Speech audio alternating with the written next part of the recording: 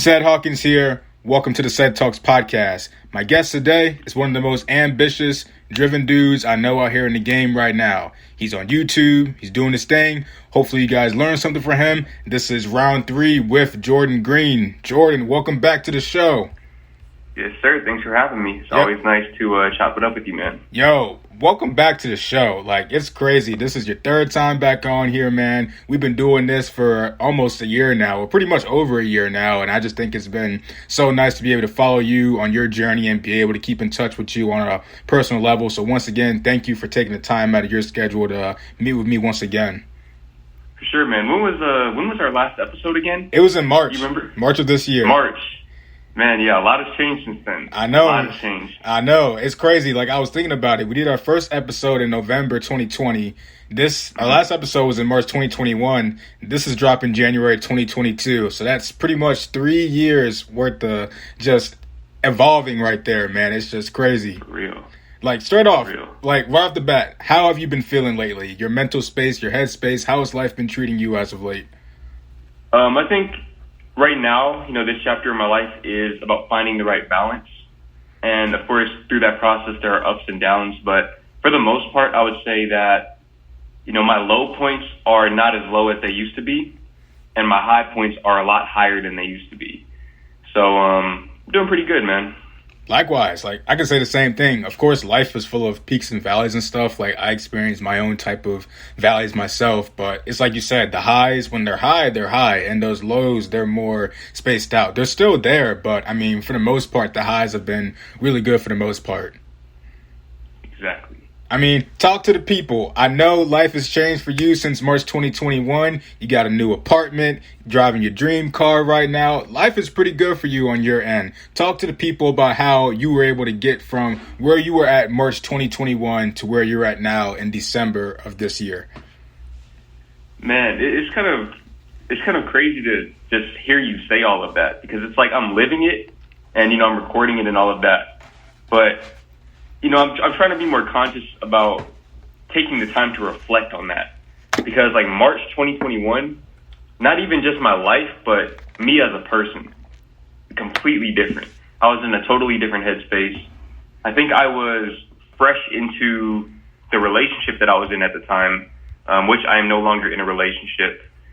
I don't know how many subscribers I had on YouTube or anything, but I know that from a monetary perspective, I didn't really see this happening.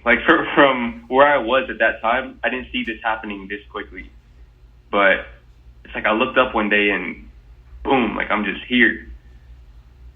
Yeah, it's crazy to think about too, where we were at, March 2021. I know my mental headspace, it wasn't all that great. I was there, but I was kind of living in the moment, kind of just drifting, trying to figure out where I was going at with my life. And then, now here I am doing my thing, full-time job, still in college, preparing for, graduation in a year or so, working on my next book. Of course, you got a book that you're dropping next month. We'll get into that in a little bit, but it's just crazy to see when you put in a lot of hard work on yourself mentally, how, the results that you're looking for, it eventually comes out.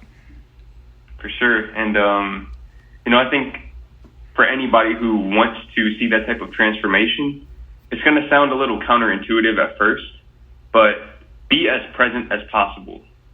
Be as present through each and every day as you possibly can, because you have to understand that your time is your most valuable asset. And by being present, you're utilizing your time in the most efficient way.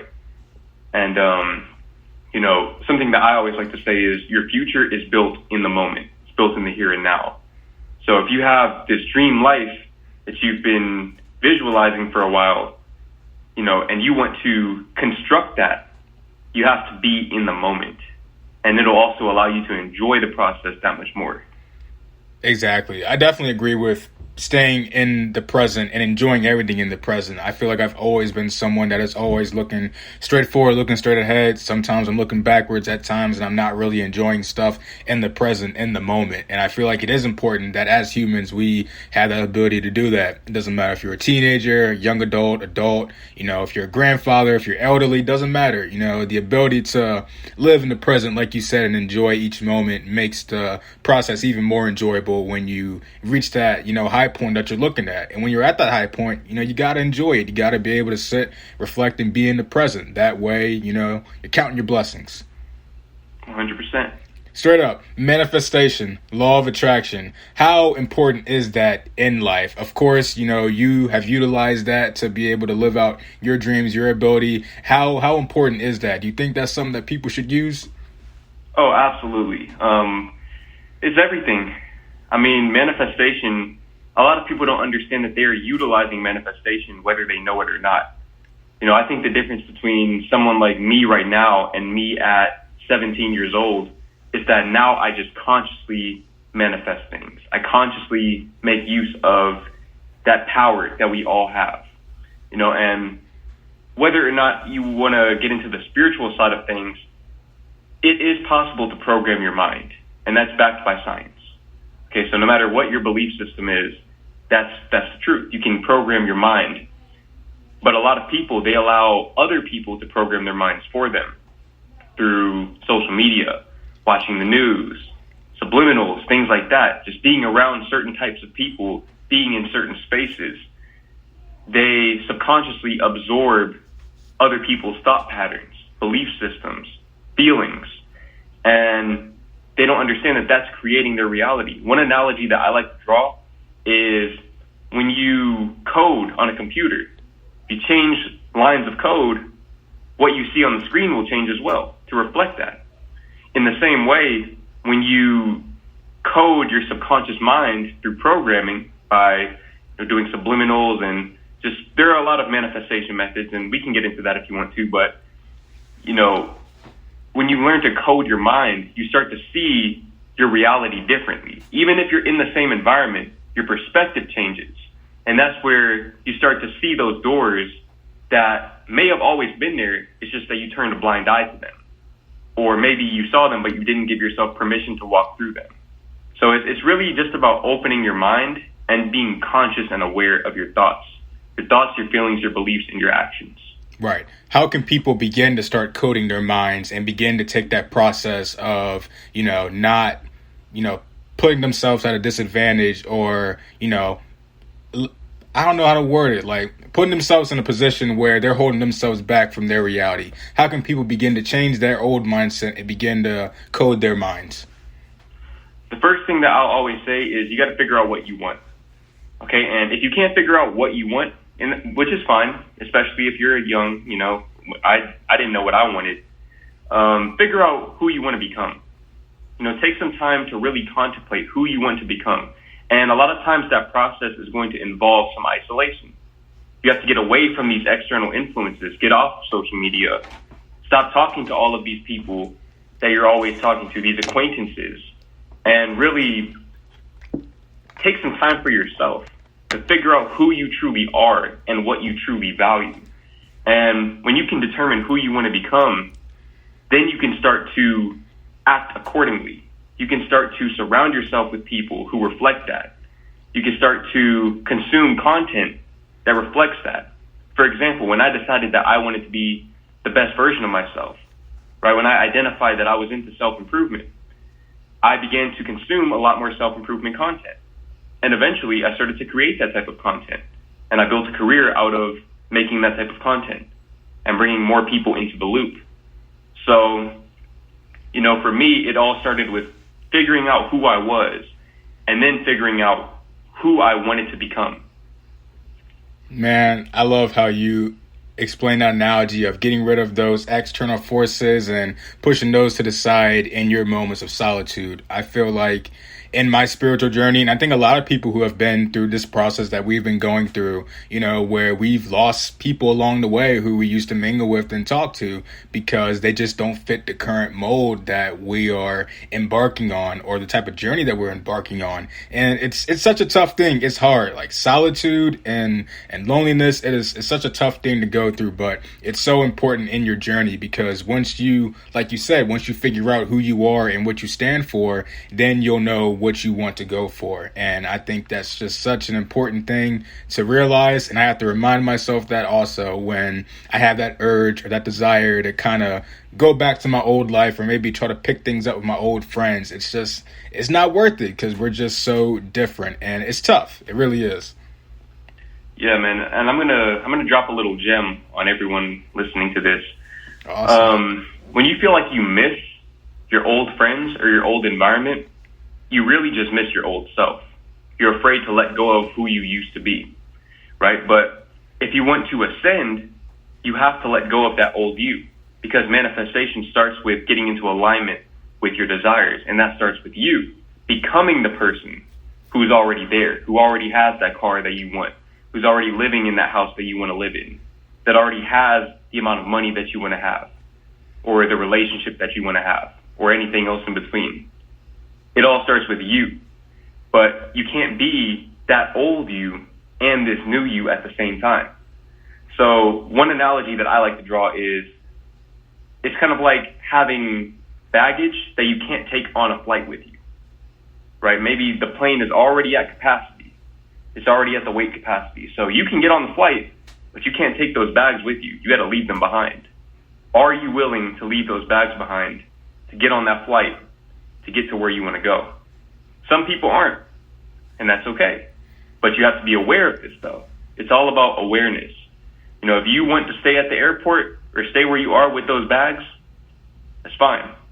Maybe whatever's in those bags means that much to you. But for someone like me, I have to see I have to see where this plane is going. I have to see that. Everything else in those bags can be replaced when I get there, when I get to my destination. Right. You made an analogy once in your videos, and I always keep this quote in the back of my mind. I think it was one of your no-fat videos, and you said, I love myself too much to go back to that old lifestyle. And honestly, I've been living that quote. That quote's been living rent-free in my mind. You know what I mean?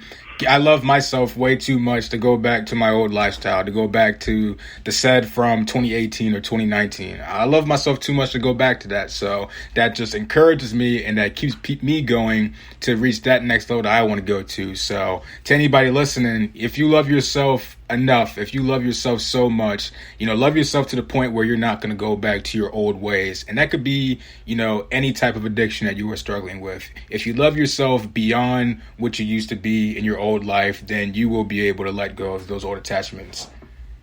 Exactly, man. Self-love makes everything possible. Yeah. Speaking of letting go of old attachments, you cut your hair towards the end of the summer. Like, you let all that go. I know we were trying to do this in the summer, but stuff happened. Now we're doing it now. But how monumental, how important was that moment when you cut your hair? Man, first of all, hold on. I kind of just forgot that I even had long hair before. And that really puts things into perspective in terms of how long ago that last podcast was. Yeah. Because I just completely forgot about that. But no, dude, that was on all fronts. That was one of the most major moves that I've made in a long time. First, just because of how much time it saves me. I think people don't really understand what goes. I mean, I've posted hair tutorials with the curly hair and everything, but it's yo, man, the amount of time that I have right now. Time is the most valuable resource. So just to be able to get my time back, but also just from a symbolic standpoint of letting go of my old self. It was all just shedding my old skin in a sense. And, me choosing myself, choosing what I wanted to do as opposed to what I thought other people wanted to see me do. Right. I can definitely like relate with you on that. I mean, I've always kept my hair short, never really had it long for long periods of times, but I can understand wanting to, let go of something that you feel that's kind of holding you back. In a lot of ways, your old hair represented the old you from high school, a little bit through your college years, and then the beginning of your YouTube career. And finally, it culminated to you wanting to break free finally from that person and step into this new Jordan Green, this new individual. And so I think that took a lot out of you to be able to do something like that, because not a lot of people can do that. It's like you said, it's such a hard thing to let go of, the things that you were so attached to. But I mean, we're living proof of it. It's so worth it when you have that ability to take that chance on yourself and bet on yourself. 100%, man. I think I live for stuff like that. I live for growth. I live for ascension, just getting on that flight and seeing where it takes me. Yeah. Like that's the stuff that brings me purpose and brings me peace in my life. I actually find more peace in the chaos of change than I do in the stability of, just staying the same, stagnation. Like, I don't know if that's just the way that I was born or it's just through life events, but for me, man, I've never been comfortable just staying in one space, being one person for too long. No, I agree. That's how it was with my old job. And I think I might as well talk about it now since I've never really talked about it or shared it on the podcast before. Left my old job that I had the ability to take that chance on myself and pursue a full-time job that will lead me towards my degree and my career. And it was the biggest decision I've had to make in my young life. And as cliche as that sounds, it's the truth. It was a big decision leaving my old job, because even though I felt so stagnant and, my mind was just going crazy every day, just feeling stuck in one place, that was my comfort zone. Like, I was so freaking comfortable there, but I had to make a decision. Either, embrace the change, embrace all the chaos that came with that, or just stay stagnant in this one place and just settle. And I didn't want to settle. I didn't want to do that. I knew my worth. I knew how talented I was, and I was willing to make that bet and take that chance on myself. So put my notice in. Called you, I think, that day of and said, yo, I just put my notice in. I'm about to leave my job. I have no idea what comes next. If I don't get this job, I'm going full time with my podcast and my books and whatnot. But,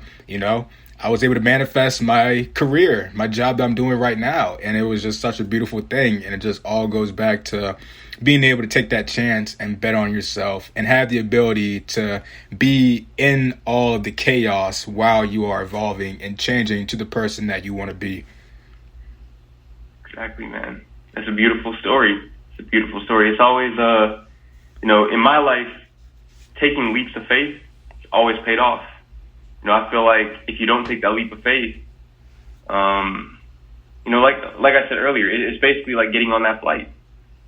You're getting on that flight and you have an idea of where it's going. It's going up in the air, of course, but you don't know like where it's going to land or like where you're actually going. It's just, you got to have faith that wherever you're going, it's going to be better than where you are. Exactly. Like, I totally agree. And I think that's a message for anybody listening right now who is in a position of life right now where they're not sure of where to go or whether or not they should take that big step to get to the next level.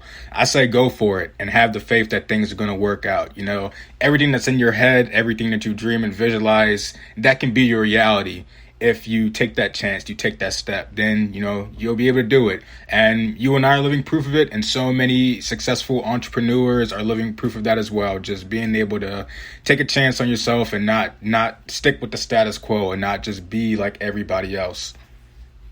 100%. Yep. Speaking on growth and elevation, you got a book next month dropping. My man's about to be a whole author next month. Dude, talk about your book, talk about what the whole book is about, when it's dropping, and just the whole process of getting all of that published. Man, so the book is going to be called Soul Shock. It's already finished. I got my first physical proof copy a few days ago, and that was a very, very special moment for me.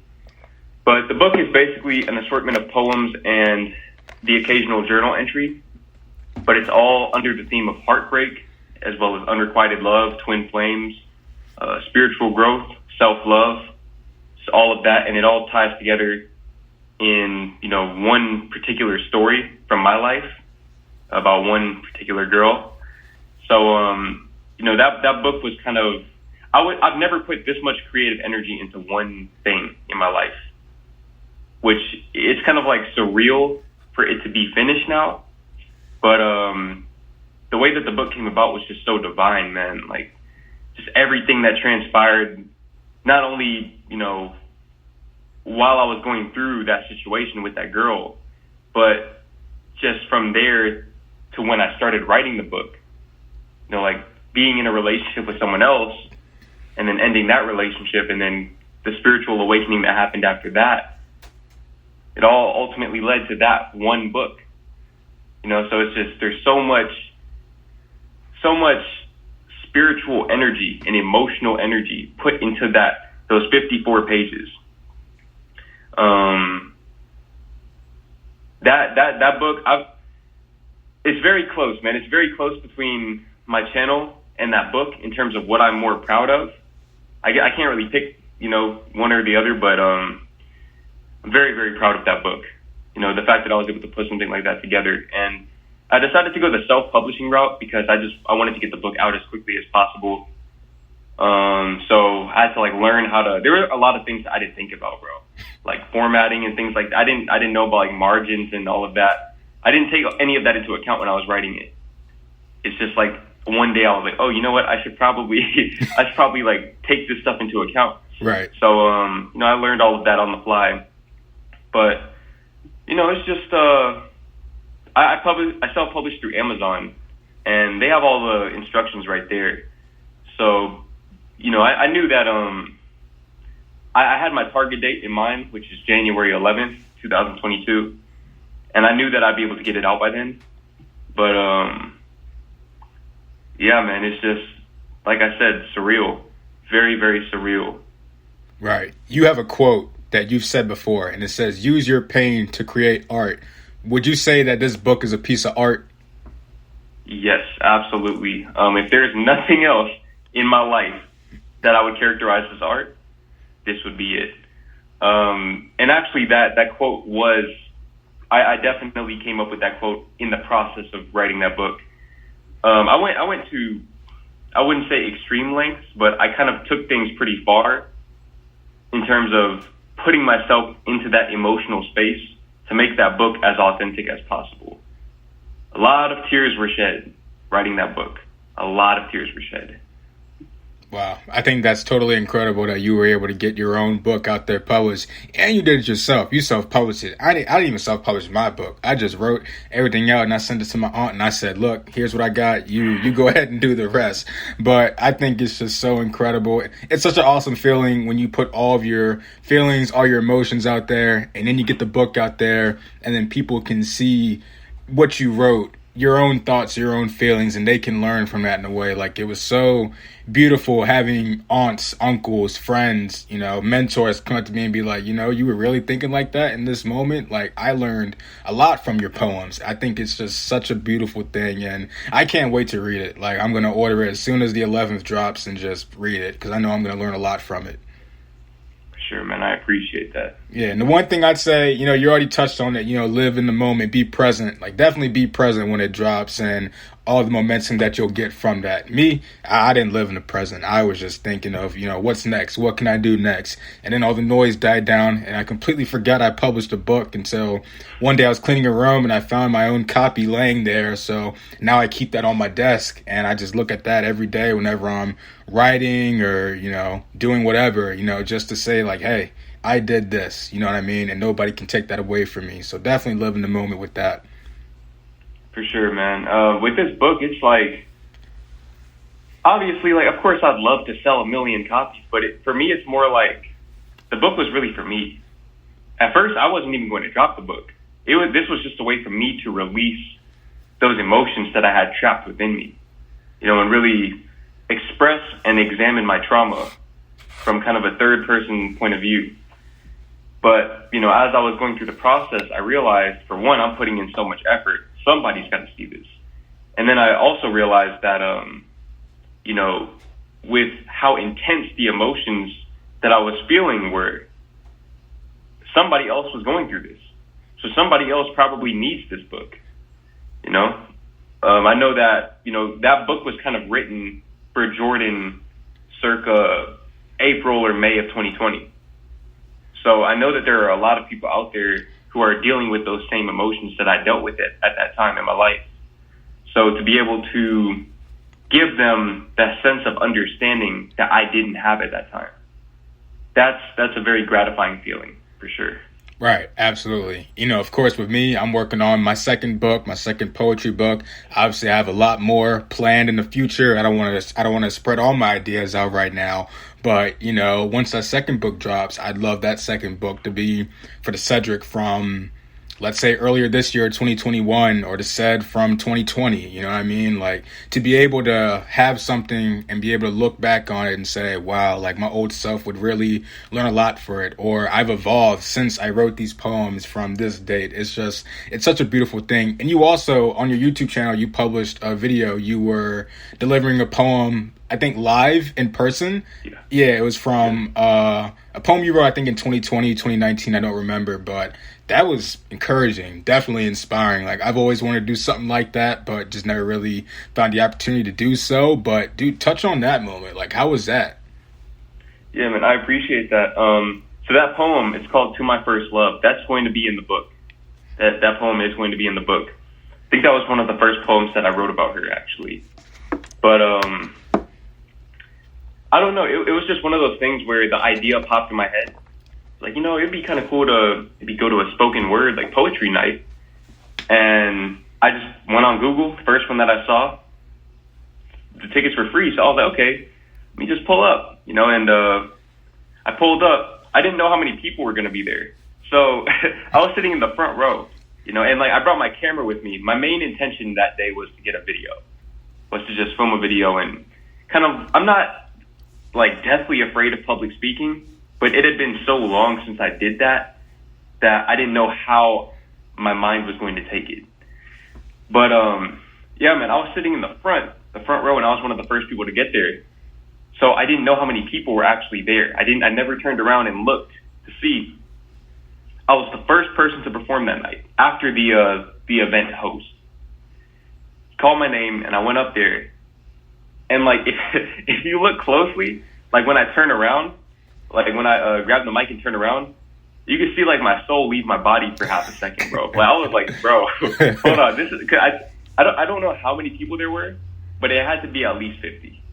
At least 50, which that may or may not sound like a lot, but the largest crowd that I've talked in front of in the past was probably 30 people. Something like that, like in sophomore year of high school, public speaking class. So, yeah, I was shook for sure. But what I did have going for me was that I had the poem memorized by heart. I still do to this day. So I knew I wasn't going to forget the words or anything like that. But it was still kind of nerve-wracking. And because that was my first time doing that, I didn't really know how to perform it per se, because I'm not a very animated person in general. And I didn't want to exaggerate my emotions. The poem is supposed to be a little more somber, but yeah, man, it was kind of awkward. It was a pretty awkward experience, but I felt really good afterwards, though, because, you know, I did it. It's like I got out of my comfort zone and also got some content out there. Yeah, I'm the same way with public speaking in college. Like, every time I have to do a speech, I just feel so awkward and so timid, and it's like I don't want to do it at all. But then it's like once I get into that zone of like speaking, I do perfectly fine, and everybody's like, man, Cedric, that was such a good presentation, like you did such a good job. And then I'm just like, yeah, like I did all right, but I had all this anxiety and trepidation going into it.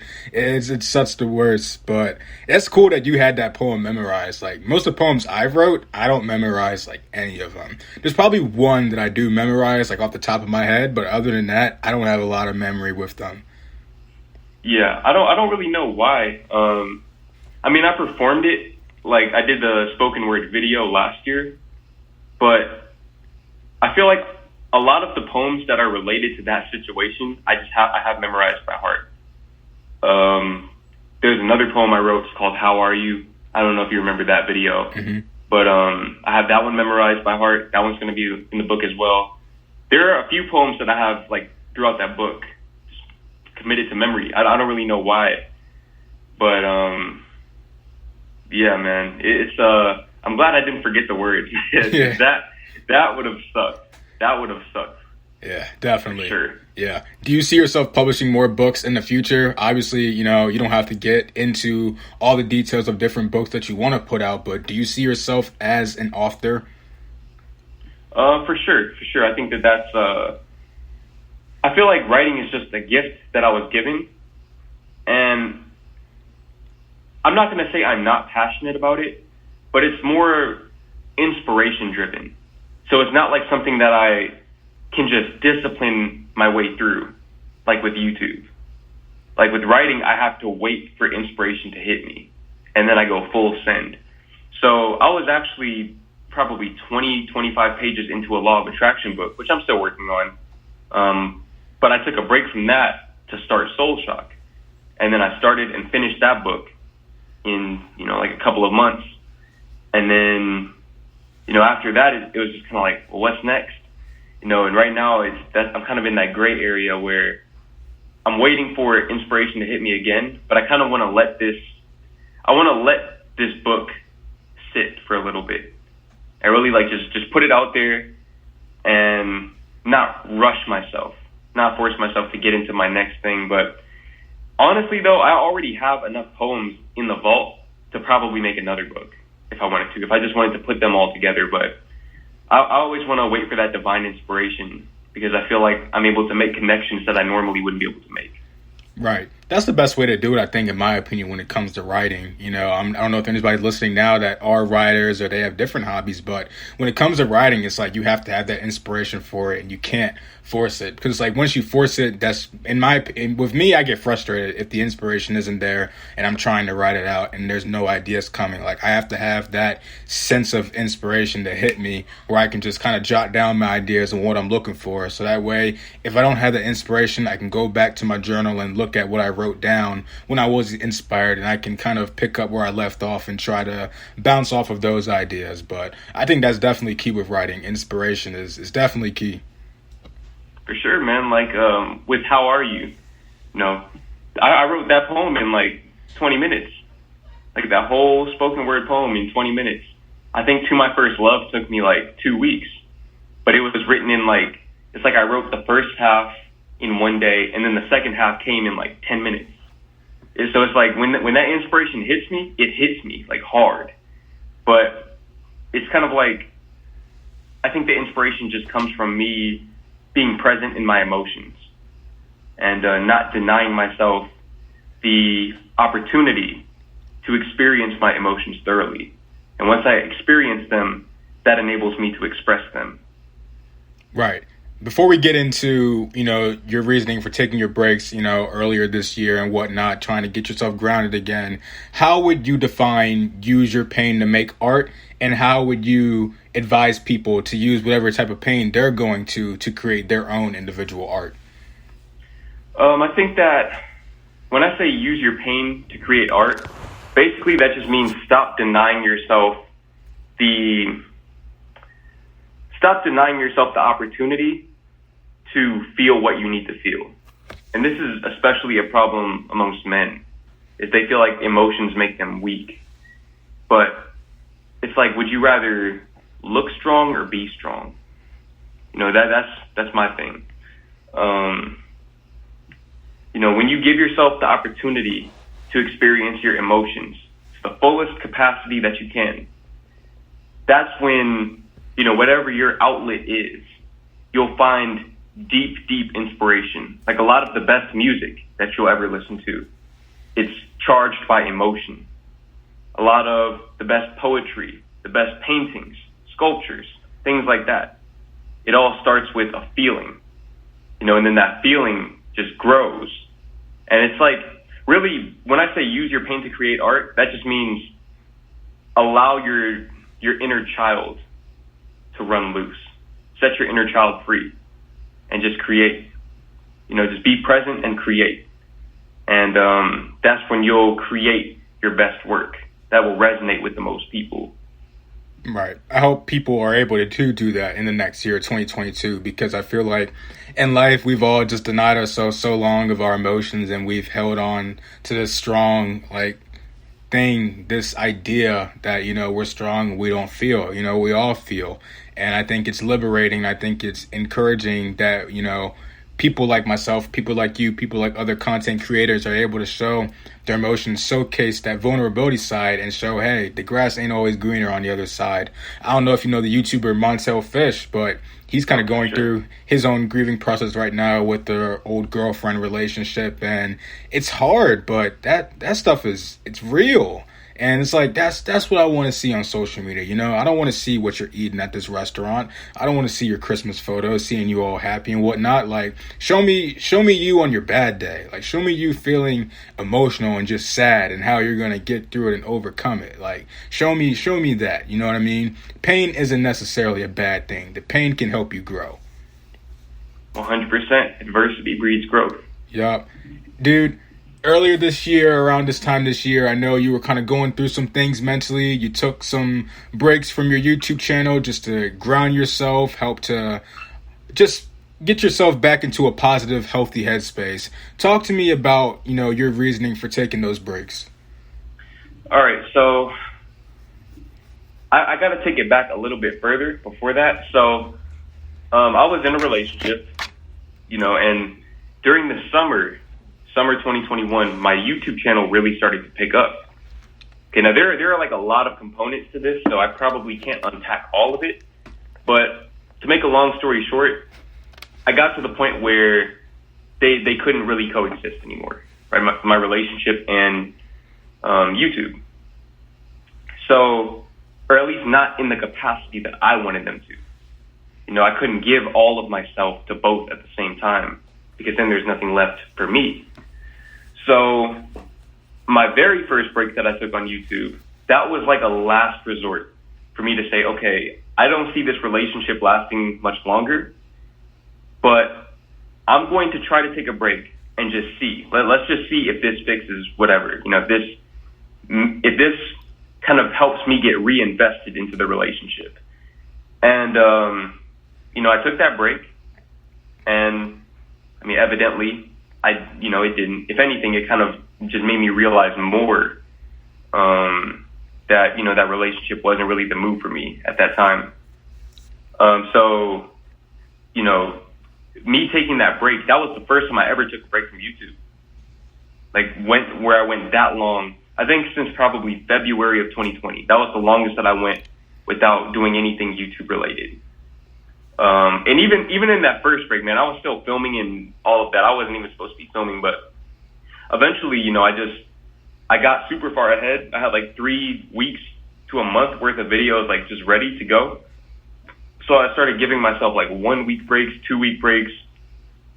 And, I realized, man, that YouTube, for a while, I used it as a coping mechanism and a distraction from my inner turmoil, from the feelings that I hadn't confronted yet, or that I hadn't accepted, my shadows, my inner trauma, which is where Soul Shot came from.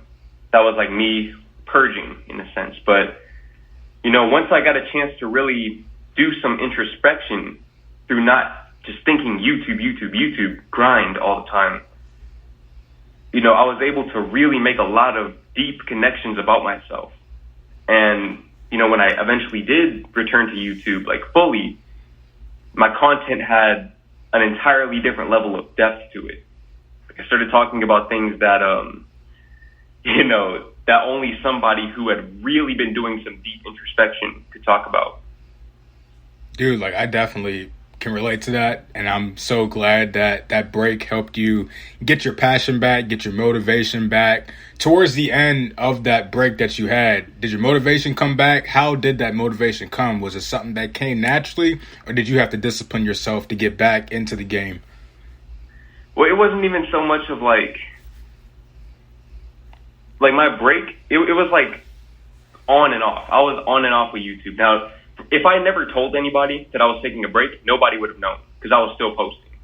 It's just I would film 5 videos in 2 days and then just release them as time went on. But once I decided, okay, I'm done taking these breaks, I think actually the last break that I took was when I moved into my apartment. And that was just so that I could get everything set up.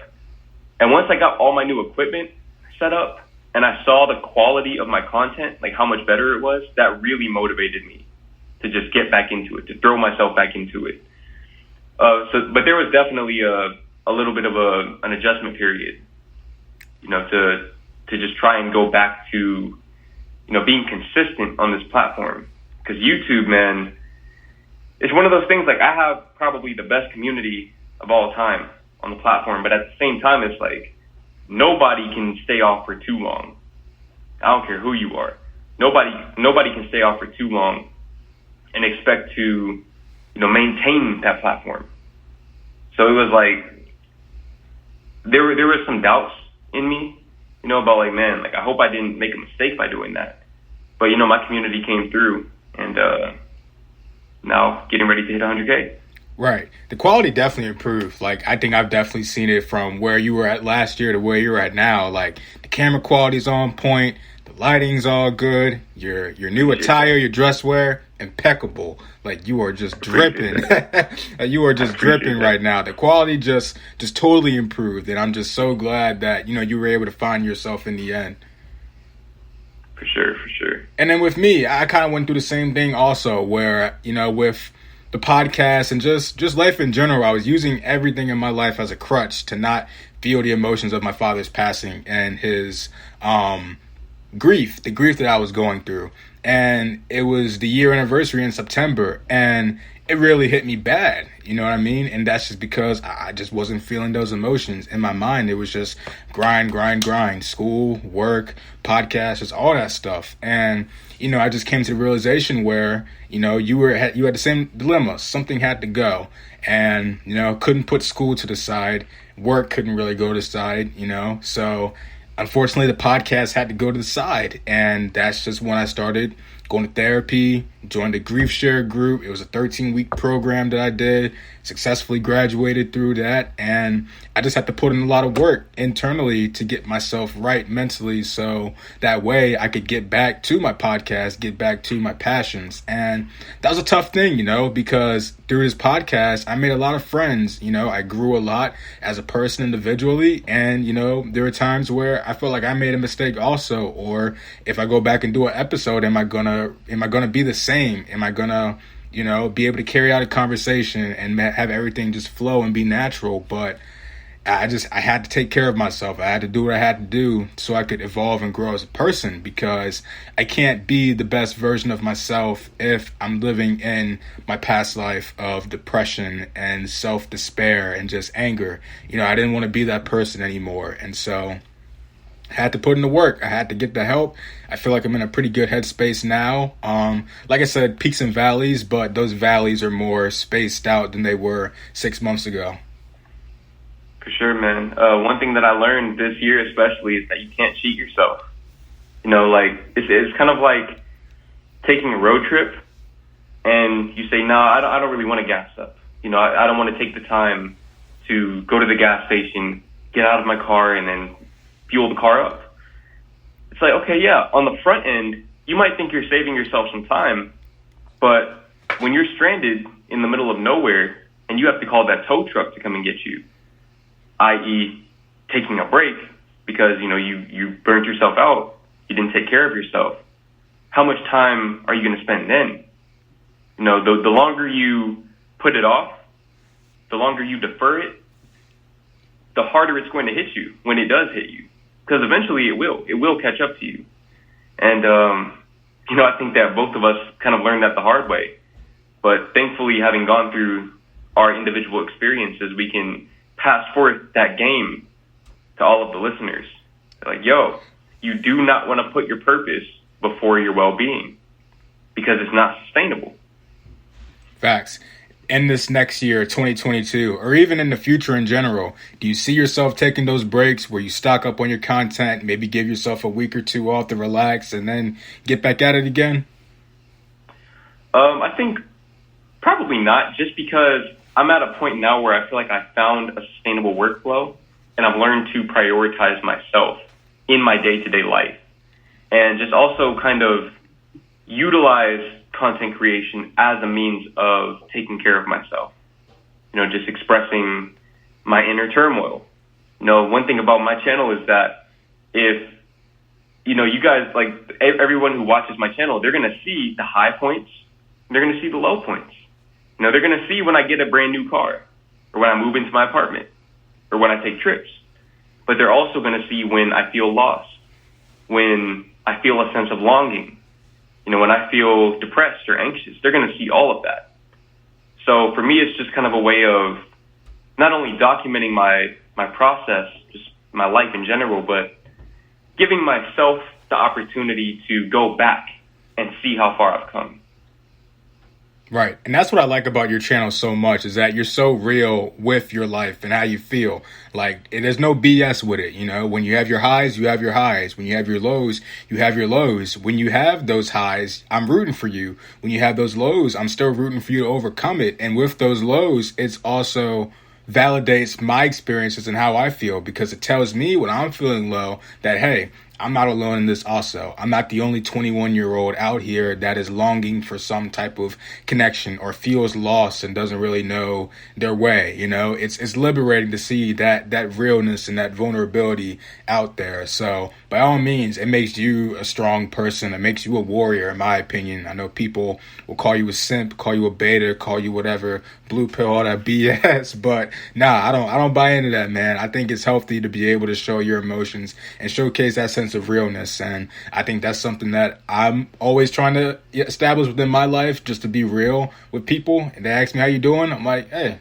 I ain't feeling too good, but I'll push through and get through it. It's that type of realness and vulnerability that I like from your channel. Exactly, bro. I appreciate that. Dude, what kind of books have you been reading? I need some book recommendations. I'm all out of books. To read. So right now, my thing is I like to reread a lot of books. So right now I'm reading The Last Law of Attraction book you'll ever need to read for the third time in 2 years. I think before this I read, what was it, man? I don't remember the order that I read all of these books in, but I've read The Power of Positive Thinking, The Secret. I read Think and Grow Rich again. I read The 7 Spiritual Laws of Success again. And I think that might be it for the year so far. I usually like to take my time when I read books, but my next book, I forgot what it's even called, man. My friend put me onto it. Let me see. I think it just got delivered too. I still need to go to my mailbox and get it. Yeah, you put it's by the same person that wrote The 7 Spiritual Laws of Success. It's called like The Secrets of Life, The Book of Secrets, Unlocking the Hidden.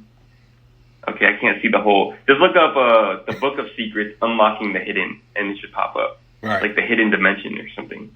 Yeah, that's my next book when I finish this one. Yeah, because I need something. I've read this joint 2 times. Got that joint on lock. You already know. Last Law of Attraction Yes, book sir. you'll ever need to read. I read Think and Grow Rich. I read that one. There's some other self-improvement books I've read this year also, but I just got to a point in November where I just kind of stopped reading, and now it's like I've lost that motivation to read. It's like it happens to me every time. Like every time I'm on like a streak of reading like good books, I end up like slipping up, and it's like, dang, like now I don't feel like reading, and then I don't know what like new book to read. But I didn't know that you reread your books and stuff. Oh yeah. Because for me, like, I feel like when I read a book the first time, it's like I might kind of understand it, but a lot of times I'm missing context. So like I see it, I get it, but I haven't lived it yet.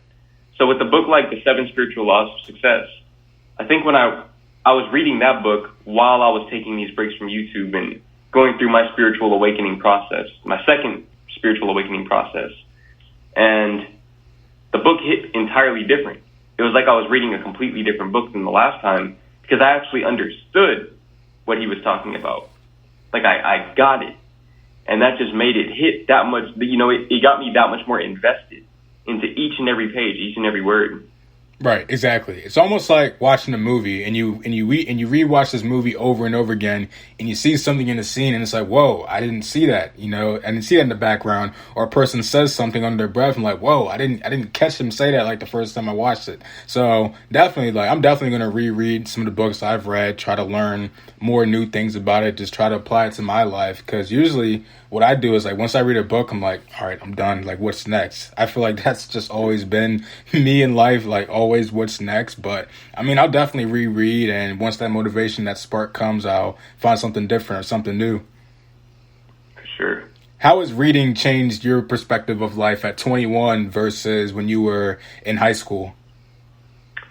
I mean, man, I think the biggest difference is that, I started reading self-help books. Right after I finished high school, man, I still remember the very first one that I read was Rich Dad, Poor Dad. From there, I knew that things would never be the same again. Once I unlocked that side of myself, I realized that, there's something else that's meant for me. So it's really just helped me expand my perspective, broaden my horizons, and just kind of, to my point earlier, cultivate a new environment for myself through the pages, to see something that I had never seen before. Like, what is entrepreneurship? Invest in assets. What does that mean? What does it mean to invest in yourself? It's like, these were all new terms for me. Manifestation, all of these things, it helped me open the door and connect myself right now to the version of myself that I need to become to manifest the life that I want to live. Mm-hmm. I think that's just such a great thing to be able to just get it, to be able to get it. Because most people aren't able to really get life until they're much older. And it's more difficult for them to kind of make those changes because they have responsibilities and whatnot. But to be able to understand how to navigate through this world, and we're still trying to figure it out. It's not like we all have it made and have it all figured out. But just to have a sense of who you are and your purpose through the use of reading those self-improvement books. It's really helped me out. Obviously, it's helped you out in a lot of ways. And I think, from the different books that we've listed, that you've listed, I think it can help out a lot of people listening right now, because I think it just really is important to invest in yourself and improve in yourself as the years go on. For sure. Right. How would you rank the Jordan from 16, 18 to 20? How would you rank those Jordans? In terms of what? I think in terms of everything. Could be mental health, could be physical health, the way they viewed the world and saw the world. I think it's just exponential progression. That's all I can really say to that, because, at 16, it's weird, man, because like my teenage years are kind of merged together in my memory. It's like I don't really remember what it feels like to be 16 compared to, say, 13 or like 18. Like, all of that's the same. It's really like once I got out of high school, that would be 18. Once I turned 18, that's when I really started to see that exponential progression through, my own independent research and application of my findings, and through my life experiences, taking leaps of faith on myself. And just choosing to do the things that I wanted to do, the things that resonated with me the most. That's where I started to grow in the way that I was meant to grow.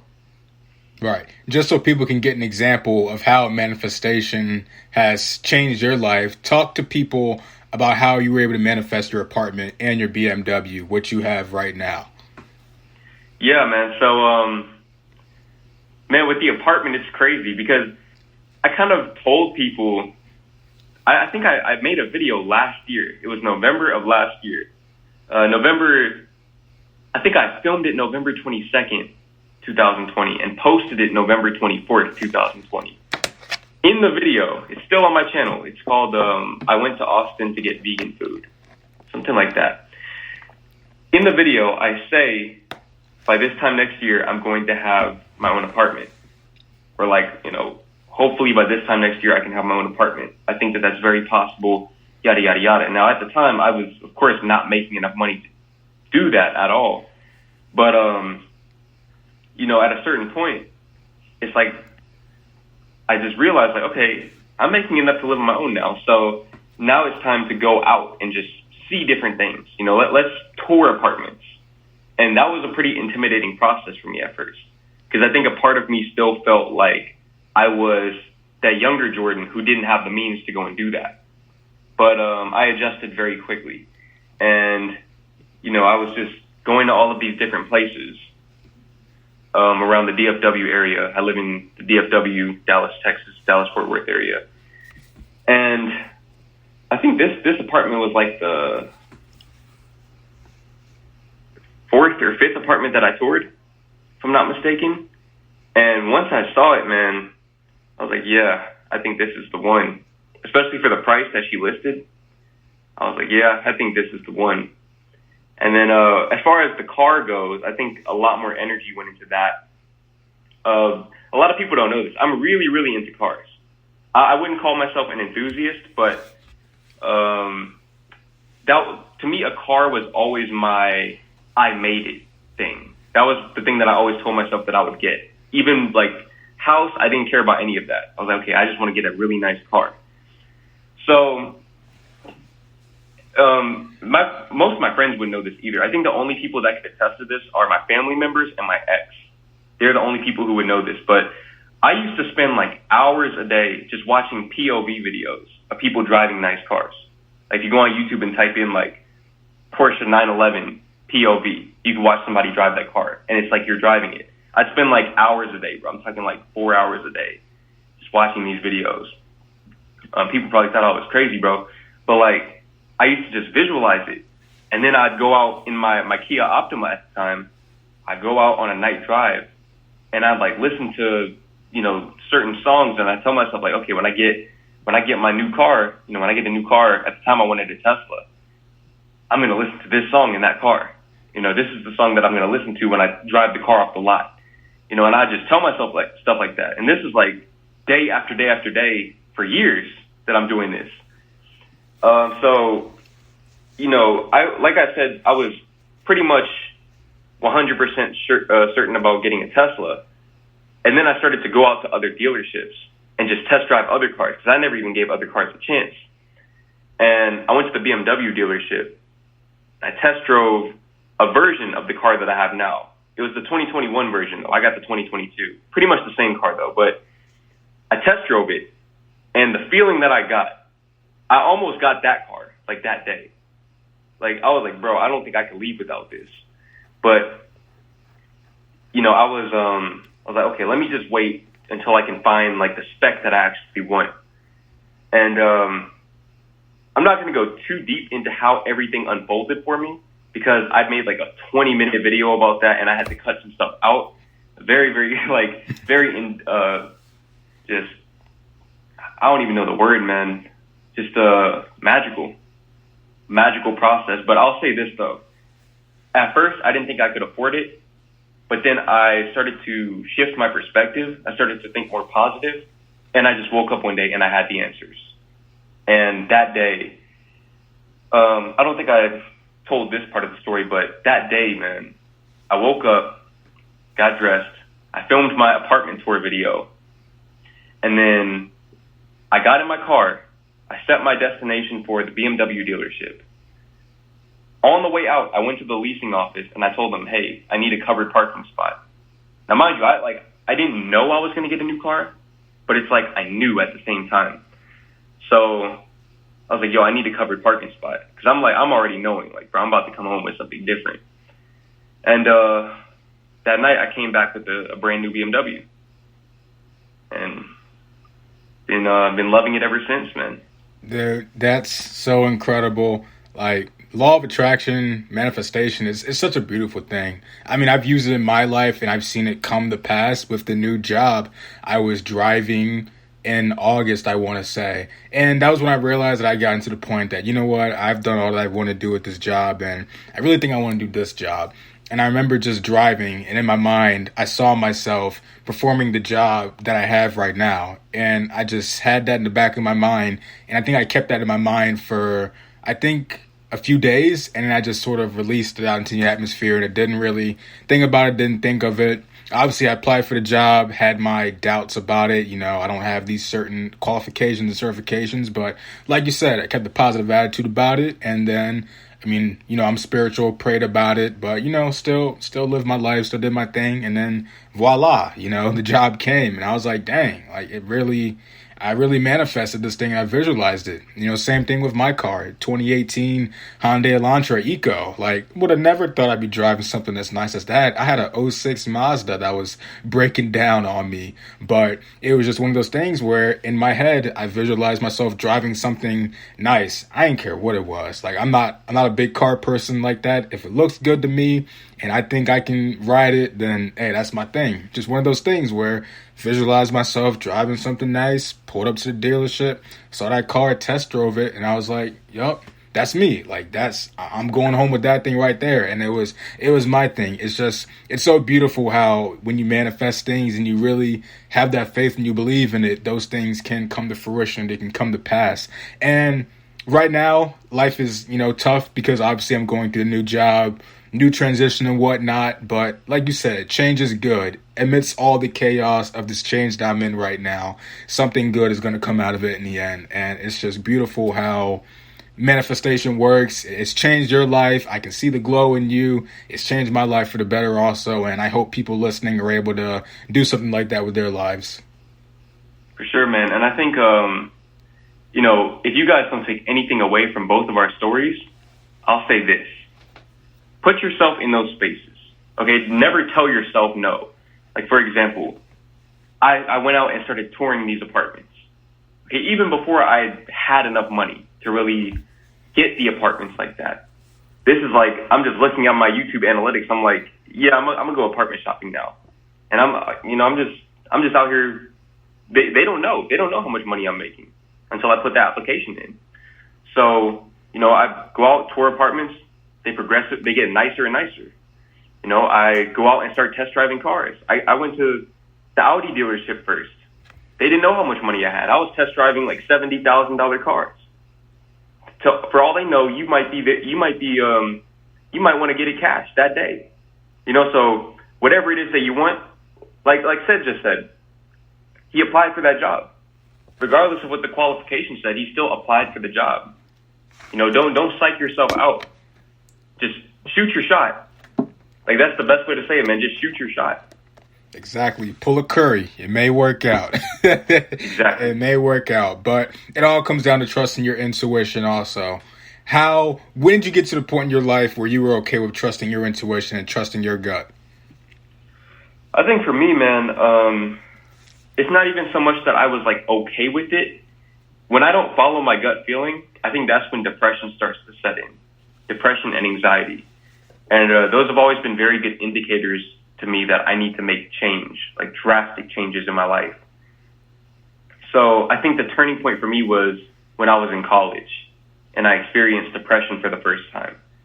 And that feeling of like laying there in bed and you're like, bro, I don't want to get up. Like, I don't see what the point of getting up out of bed is. Why am I getting up? That feeling alone was enough for me to just take that leap of faith, man, hop on that flight. Say, yo, we're going to see where this is going. And then me doing that and then falling right into YouTube, that gave me the courage to quit my job and go full time on YouTube. Follow that gut feeling when I started to feel depressed working at that job. And as time passed on, it's just the dominoes kept falling.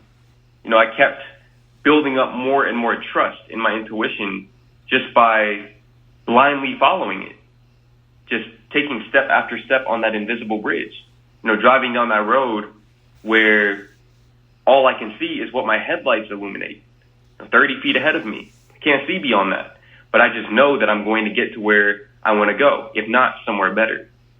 Right. Your intuition never lies to you. And that's one thing I've learned this year when it comes to making important decisions, big decisions, is that it never lies to you. When your gut, your conscience is telling you to do something, go in one direction, most likely you have to follow it. Because if not, like you said, that depression, that negative mindset, that negative headspace, it comes into play. And I feel like most people have a lot of fears of the future. It's the fear of the unknown, not knowing what to expect. And then that's why they don't trust their intuition. But, I definitely encourage people to follow your intuition and just, have faith, take that leap of faith that things are going to work out. If it's not going to work out in a week or two, or if it's not going to work out in months, just keep going with what you're doing. Eventually the cream will rise to the top. But, staying in a place or staying in an environment where your intuition is telling you to go, it's not healthy and it's not fun, but it's liberating when you do have freedom. It really is.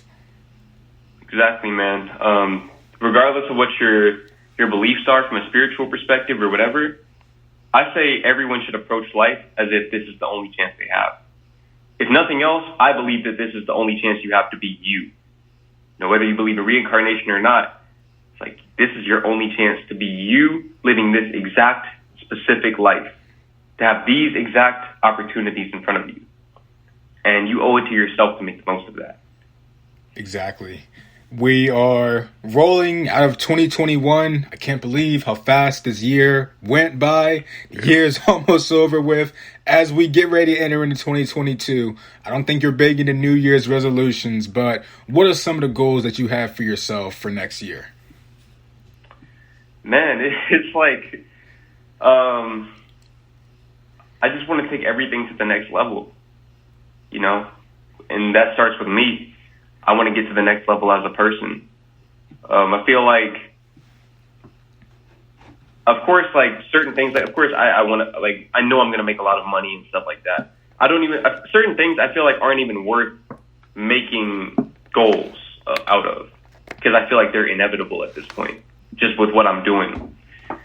But I feel like it's really just about legitimizing my brand. I'm doing a lot of things behind the scenes right now.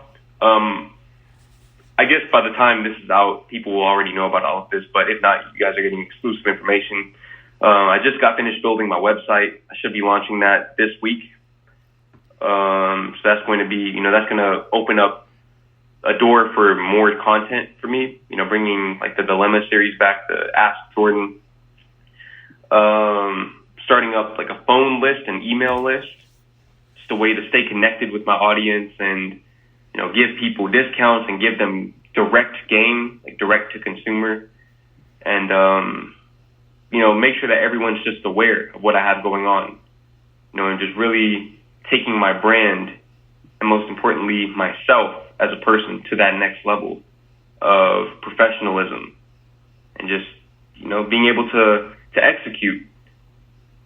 That's what's up, man. It's cool to know that, the experiences that you went through in your life, everything from the heartbreak to the disappointments, all of that has shaped you into the Jordan that you are now. And all the experiences that you're experiencing now are shaping you into the person that you're going to be around this time next year or 2 years or 3 years from now. It's crazy how life works out and how we learn from all the lessons that we go through and experience. So I can't wait to see your brand grow. Of course, you're going to reach 100K any moment now. I can't wait to see that plaque up in your office. I'm gonna be there live when you streaming. I'm gonna drop some money your way. You know what I'm saying? Support the brand. But it's so good to see, just you elevate yourself.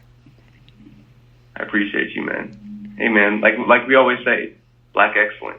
That's right. Black excellence, man. That's right. My last question to you before I go ahead and wrap this up, let you go, is if you could pass down a piece of advice to the Jordan from, let's say, January 2021, what would you say to that Jordan?